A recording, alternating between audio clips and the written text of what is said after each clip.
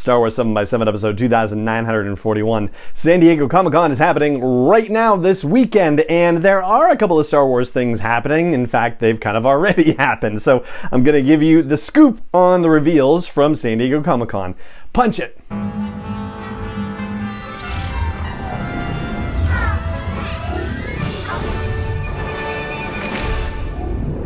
Hey Rebel Rouser, I'm Alan Voivod and this is Star Wars 7x7, your daily dose of Star Wars joy, and thank you so much for joining me for it. So San Diego Comic-Con is happening now in person for the first time in a couple of years. Well, that's a little nerve-wracking, so hopefully everybody stays healthy and masked up and all that good stuff.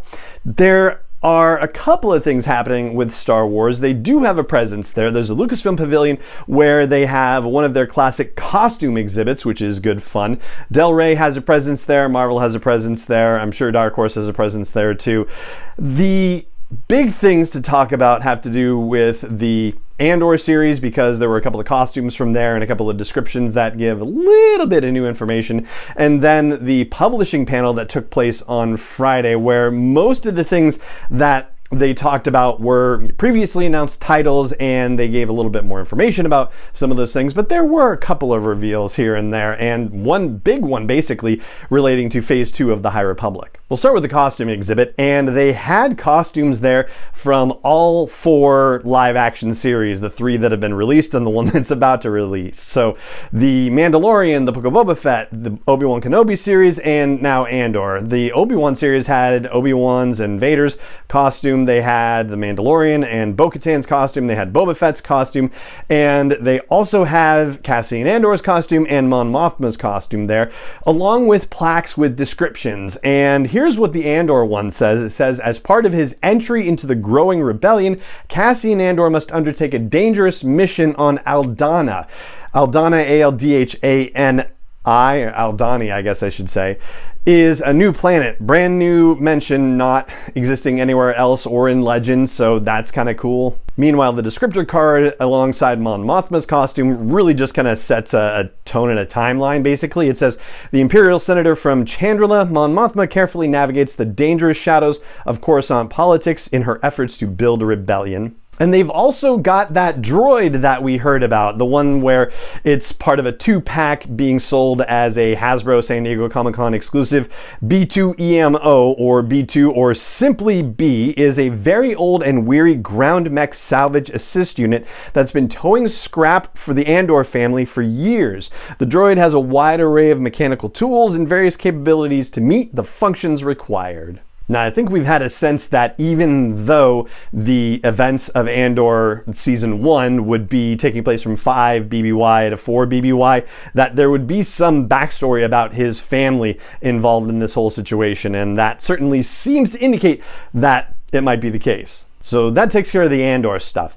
The Lucasfilm publishing panel, as I mentioned at the top, a lot of the stuff that they talked about at San Diego Comic-Con is stuff that was already revealed either at Star Wars Celebration or in the interim, basically. So we already know, of course, about The Princess and the Scoundrel and 100 Objects and Timelines and the High Republic comic rebooting and Tales from the Rancor Pit, Hyperspace Stories, Quest for the Hidden City, The Battle of Jeddah, the Quest for the Jedi one-shot by Claudia Gray, and we have a date for that in October. There's a lot of new interior art, basically, and comic covers that were shared. The Blade by Charles Soule, that's an origin story for Porter Engle. And then there's a Dark Horse miniseries called The Nameless Terror that's being written by George Mann.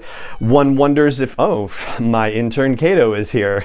One wonders if that has to do with the Nameless that we saw in Phase 1 of the High Republic, so that would be kind of interesting. And they also revealed cover art for the High Republic Adventures, which is from Dark Horse Comics taking over from IDW. That is going to be Daniel Jose Older's series as well, so he's still with that title, just like Kevin Scott is still with the Marvel title. I think the only new announcement that they had as far as titles coming out is the Life Day pop-up book from Insight Editions. I love the fact that they are pursuing Life Day more directly, like between the Life Day Treasury and the Life Day Cookbook and now this pop-up book.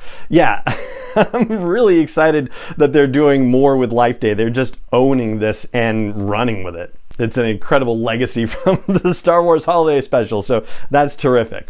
The big reveal, I think, though, as far as the High Republic goes, has to do with the fact that they announced an opening crawl for Phase 2 of the High Republic, which is called Quest for the Jedi. I know it's slightly confusing that Claudia Gray's one-shot is also called Quest of the Jedi, but you know, whatever. Anyway, so here is the deal with that opening crawl. It says, "It is a time of great exploration. In an effort to unite the galaxy, the Chancellors of the Republic, working alongside the courageous and wise Jedi Knights, have dispatched dozens of Pathfinder teams into the farthest reaches of the Outer Rim." Pathfinder teams in all caps, you know how that goes with the crawls sometimes. "But it is also a time of great uncertainty. Communication is unreliable and tall tales of mysterious planets and monstrous creatures abound. Prospectors and pirates roam the frontier, and the worlds of Irem and Enrana, we'll get to that, are locked in a forever war also in all caps. And on the far-off planet of Dalna also in all caps, a new threat to the galaxy is beginning to emerge." So, Irem and Enrana, pronunciation. Those two planets have appeared in High Republic storytelling before. They were first introduced in Into the Dark, the novel by Claudia Gray, the young adult novel, as part of Wave 1 of Phase 1.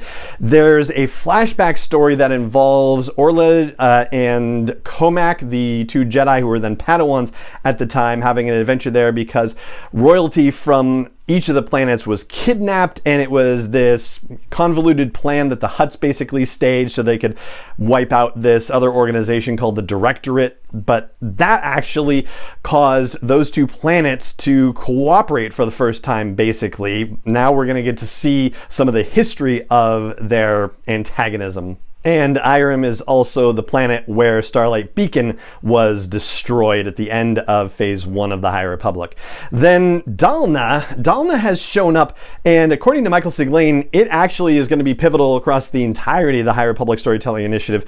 Now, there are some stories that I have not read, and so I'm not up on the stuff that I need to know about Dalna to be able to really do this well with you and for you. But the little bit I can tell you off the top of my own head is that Dalna had a minor Jedi presence. There was a temple there at some point, and they got into conflict with the Rove family at some point in the past as well. Certainly in Marchion's history, however you want to grab that pronunciation. So we've got until October to catch up on what's been happening with the High Republic. August is looking pretty busy right now with all the stuff going on, just looking ahead to our podcast schedule, and it's pretty exciting stuff. So it might be September when we catch up on all of that, you know, Phase 1, Wave 3 stuff and get prepped for the launch of Phase 2 in October. Now, as for the question of whether there could be any other reveals that happened during San Diego Comic-Con, yes, that's certainly possible. I mean, if you look back at Star Wars Celebration Anaheim just a couple of months ago, the announcement for Star Wars Jedi Survivor, the sequel to Jedi Fallen Order, actually happened during Celebration, but not at Celebration. So it is entirely possible that we will get more Star Wars news this weekend, but there's nothing on the planning or the agenda or the schedule for Comic-Con. So yeah, we'll have to catch up with it at a later point. For now, though, that is everything that Lucasfilm has planned for us that we know about and announced for San Diego Comic-Con in terms of reveals, and that is going to do it for this episode of the show. It just remains for me to say thank you so much for joining me for this, as always, and may the Force be with you wherever in the world you may be. 7 is not endorsed or sponsored yet by Lucasfilm Limited, Disney, or 20th Century Fox, and is intended for entertainment and information purposes only. Star Wars, the Star Wars logo, all names and pictures of Star Wars characters, vehicles, and any other Star Wars related items are registered trademarks and/or copyrights of Lucasfilm Limited, or their respective trademark and copyright holders. May the Force be with them. All original content is copyright 2021 by Star Wars 7x7. We hope you love it.